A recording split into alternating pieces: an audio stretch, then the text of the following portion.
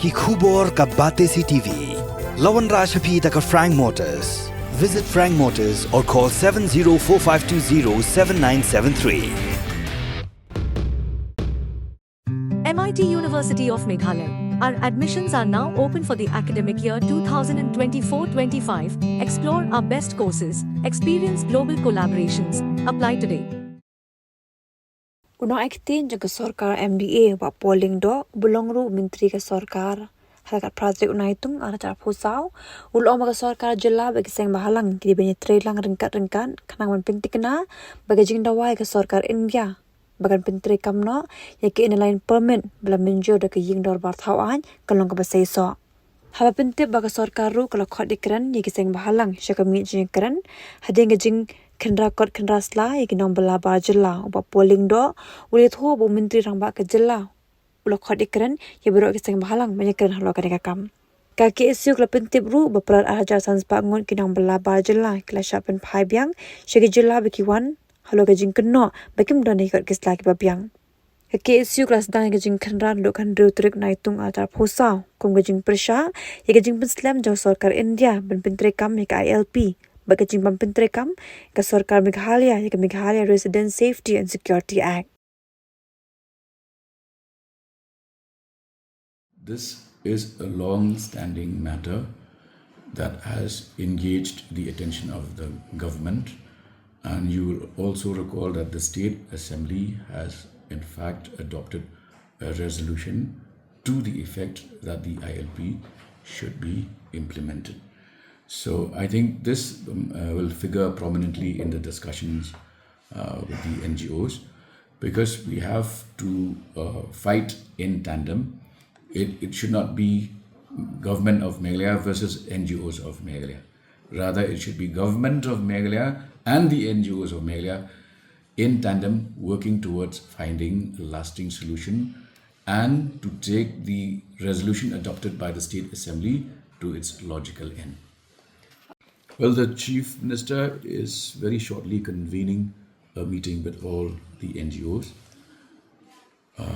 wherein we will, as a government, try to address the various issues and concerns.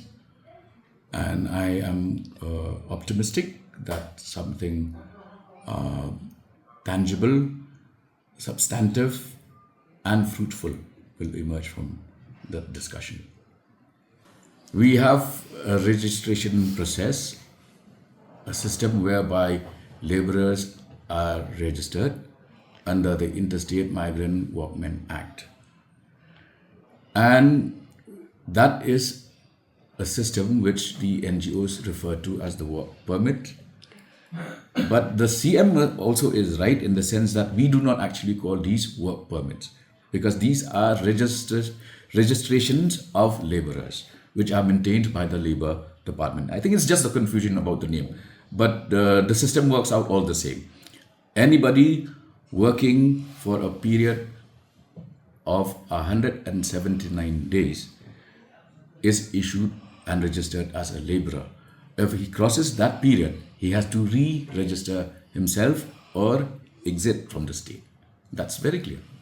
I think you will agree with me that the bulk of migration that is happening is that of laborers, and it is happening because we on our own as residents of Meghalaya are not able to supply the demand for labor. There is a mismatch between demand and supply, and hence you have migrant workers. But also please keep in mind that the Interstate Migrant Workmen Act and the rules thereunder are in existence. In fact, they were enforced when I was Minister in charge of Labour, and I had pushed for those reforms.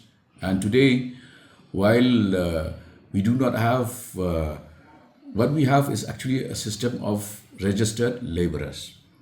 And if at all there is any lacuna, it could be the lack of manpower, workforce. These are issues that can be addressed. I don't see any major problem there. Two sectors involved here. One, the tourism sector, and two, the bulk of the migration and illegal immigration that is happening is in the labor sector. There has to be, it's only logical that you make a fine distinction between who is a tourist and who is a laborer. Tourists are people who visit for a brief period of time, and in the process they contribute to the economy of Meghalaya. Laborers, they stand to get themselves registered under the laws of the land, under the Interstate Migrant Development Act, and it is the onus of responsibility is on the contractor engaging them to get his laborers registered. Therefore, I don't see any conflict between the two. Let tourism grow, and also we should encourage the local laborers to come forward. There is huge unemployment in the state of Meghalaya, and it's ironic that those same unemployed persons are not willing to join this workforce of laborers. Now tourism is coming up as a sector.